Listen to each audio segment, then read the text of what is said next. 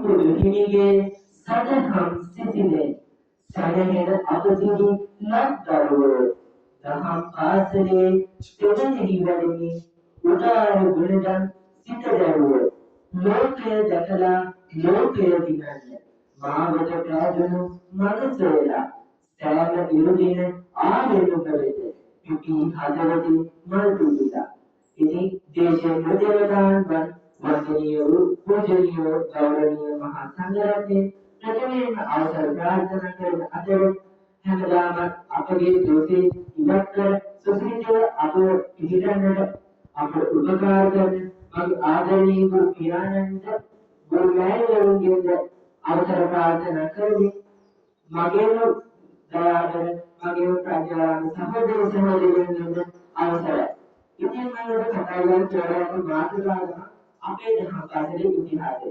ඉතින් මට හිතුණා අපේ දහම් පාසලේ ඉතිහාසය ගැන කියන්නත් කලින් මුචි හැඳින්වීමක් කරන්න ඕනි දහම් පාසල් ආරම්භ වීම පිළිබඳව කියලා. ඉතින් අපි හැමෝම දන්නා 1948 වර්ෂයේ ශ්‍රී ලංකාව ඉංග්‍රීසියෙන් ගලක් විචිත රාජ්‍යයක් විදිහට ආවා. ඉතින් මේ කාලයේදී ඉංග්‍රීසියේ වරණාව තිබ්බේ බුදුදහම පහකට හෙළලා කිතුරු ආගම එහෙම නැත්නම් මිෂනරි ආගම ලංකාව පුරා ව්‍යාප්ත කරන්න. ඉතින් ඒකට පාවිච්චි කරන ප්‍රධානම ආයුධ තමයි මිෂනරි පාසල් ශ්‍රී ලංකාව පුරා ව්‍යාප්ත කිරීම. ඉතින් මේ කාලේදී අපේ ජාතිය පිළිවෙල පහළ වුණ එක්තරා සංඝපේත්‍රයන් මහන්සිය නමක් වන විවේකවතේ ගුණානන්ද හිමියන් 1873 පානජලා වාදය කරලා කිතුරු ආගමික පොරොන්දුකින් ඒ විවාදයෙන් පරාද කරනවා. ඉතින් මේ වාදය පිළිබඳ කරුණු මුළු ලෝකයේම ඉතා ප්‍රසිද්ධ වෙනවා. ඉතින් මේ ප්‍රසිද්ධ වීමේ ප්‍රතිඵලයක් විදිහට 1880 දී ඇමරිකන් ජාතික හෙන්රි ඉස්වික් ඕල්ඩ්තුමා සහ රුසියන් ජාතික හෙලෙනා බ්ලැක්වර්ඩ්ස්කි මැතිණිය ශ්‍රී ලංකාවට සම්ප්‍රාප්ත වෙනවා.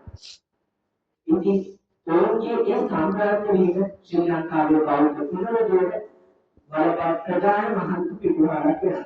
ඉතින් ඒ හෙන්රි ඉස්වික් ඕල්ඩ්තුමාගේ සිතේ නැගුණු එක්තරා චෛතසිකයකට පනපොයි 1881 පෙබරවාරි 13 දහම් පාසල් ආරම්භ වුණා.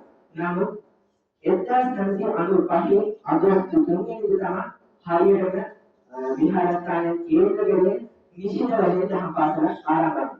ඒ ඇහැලේකල ජීවරස රාහිමියන්ගේ අනුශාසනාවේ ගාල්ලගල්ලට විද්‍යාරාමයේදී ඉතින් 1920 තරුණ බෞද්ධ සංඝයේ පිළිවීමත් සමග දහම් පාසල් ශ්‍රී ලංකාව පුරා ප්‍රසිද්ධ වෙනවා.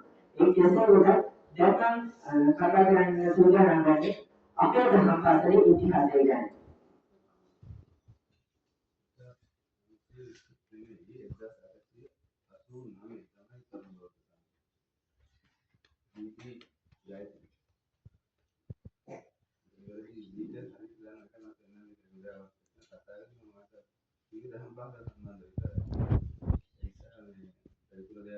ගාමී වාසය කරපු නීලගම වැසියන්ගේ දරුවන් හර දහම් පාසලක් තිබෙන්නේ නැහැ.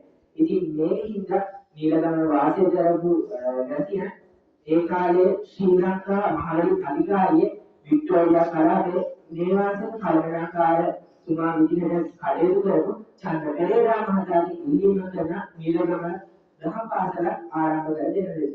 ඉතින් ඒ ඉල්ලීමට ප්‍රතිචාර දක්වමින් එතුමා ඒ කාල කෙංගල ජයන්තිආරාම විහාරස්ථානයේ විහාරාධිපතිව කටයුතු කළ දුර්මිල ප්‍රඥාරාම ගෞරවනීය ස්වාමීන් වහන්සේගේ ඉල්ලීම සිදු කරන නීලගම දහම් පාසල ලබා දෙන ලෙස. ඉතින් ඒ ඉල්ලීම මේ ප්‍රතිඵලයක් විදිහට 1989 ජූලි 7 වෙනි දින රාමනිකායේ අතිගරු මහානායක ස්වාමීන් වහන්සේගේ අවසරයෙන් ඇතිව දුර්මිල පාලිත හිමියන් විසින් දුර්මිල ප්‍රඥාරාම හිමියන්ගේ අනුශාසනාව පරිදි සුමන හිමියන් සහ දුර්මිල විමලධර්ම හිමියන්ගේ උපකාර ඇතිව අංක 148 නිලනිවාසයේ එහෙම නැත්නම් වර්තමාන නීග්‍රෝධාරාම විහාරස්ථානයේ කේන්ද්‍ර කරගෙන දහම් පාසල ආරම්භ කරනවා.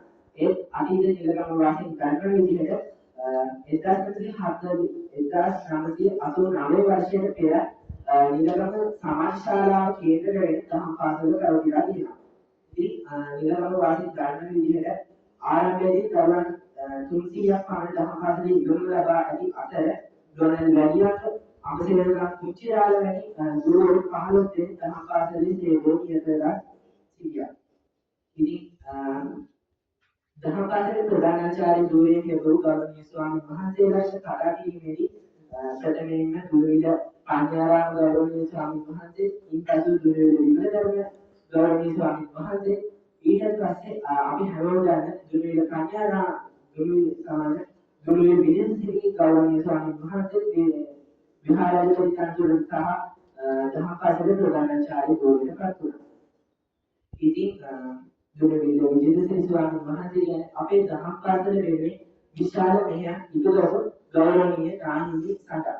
ඉතින් උන්වහන්සේ 2024 සැප්තැම්බර් 27 වෙනි දින ආවාසනාවන්ත විදිහට අපි අතරින් වෙන් වෙලා ගියා. ඉතින් ඉන්පසුව දොරලිය දේව රතනාලංකාර නාහිමියන් දහම් පාසලේ ප්‍රධානාචාර්ය කන්තුරට පත් වූ අතර 2025 අගෝස්තු 3 වෙනිදා කල්පල සුධර්ම වර්තමාන ප්‍රධානාචාර්ය ගෞරවනීය ස්වාමීන් වහන්සේ ප්‍රධානාචාර්ය ධූරයට පත් වෙනවා.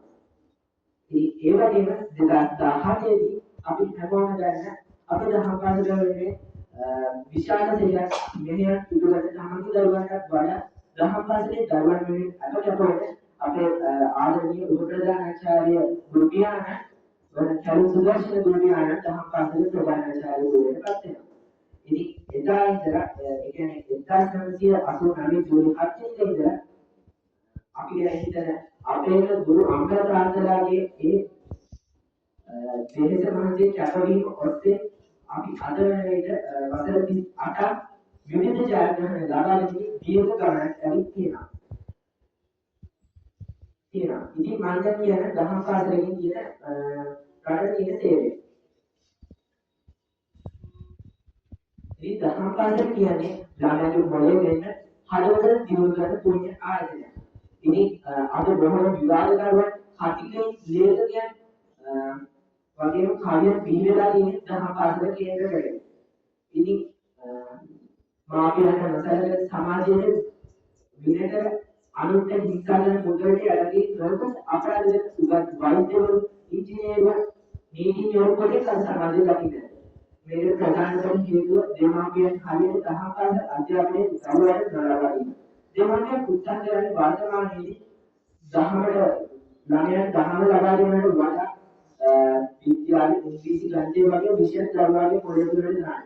ඒක ප්‍රතිඵලයක් විදිහට ඒ දෙමාපියන් අද සමහර වෙලාවට මහලු මනංගලේ ඉන්න සිද්ධ වෙනවා. තවත් දුරට එක්ක මිනිකම වගේ බන්ධනාගාරවල ඉස්සරහා ගිහිල්ලා ආඩාගෙන ඉන්නවා කියලා. එහෙම නැත්නම් අද සමාජයේ බිහිවෙලා ඉන්න දෙමාපියන් බලුගුරු වල දාලා බලවල සාමයේ තියාගන්න ජාතිය උදාහරණ. ඒ වගේම දරුවන් තුන්වක් කියලා දාගෙන දෙමාපියන් ඉන්නවා. මේ ප්‍රධානම හේතුව තමයි දහම් අධ්‍යාපනයේ නිසි ලෙස නොලැබීම. ඉතින් ඔයගොල්ලන්ට හිතන්නේම ඉදොකෙමි කියන්නේ ගොඩක් තිබ්බ කාලේ මට හරියටම හින්ද මාතෘකාවේ මගේ කතාව නවත්තන්න. අසාසි ඔයගොල්ලන්ට සෙන්ටර් ගාවට දාලා සම්මුතිය හිතයි.